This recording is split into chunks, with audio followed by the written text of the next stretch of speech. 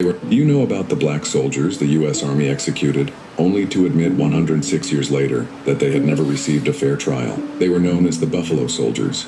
In the summer of 1917, members of the 3rd Battalion of the 24th Infantry Regiment were sent to Camp Logan near Houston, Texas. America had entered World War I.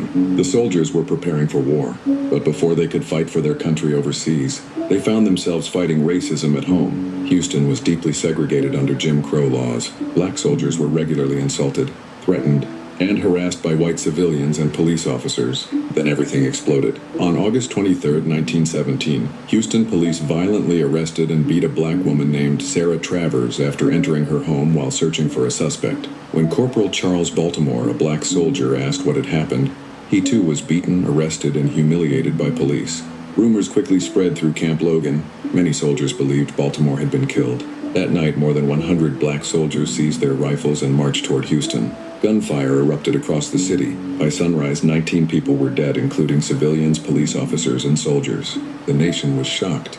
The Army demanded justice. But ask yourself this: could black soldiers expect a fair trial in Jim Crow America? The answer would change history. The Army placed 118 soldiers on trial in what became the largest murder trial and one of the largest courts-martial proceedings in American history. Many of the accused had no meaningful opportunity to defend themselves.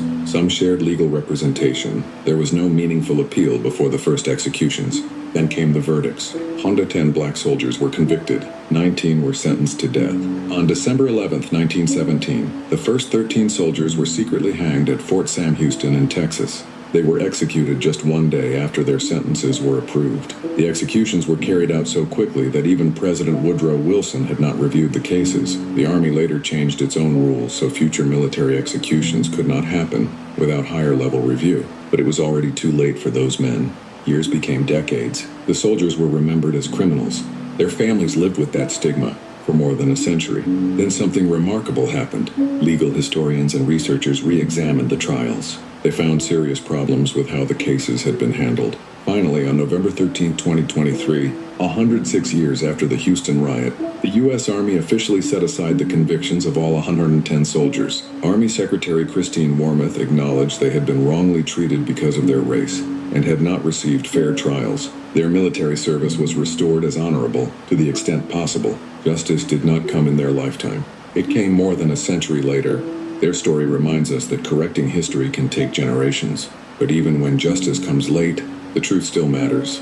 If this is your first time hearing about the Buffalo Soldiers of Camp Logan, comment "first time." This is Histora.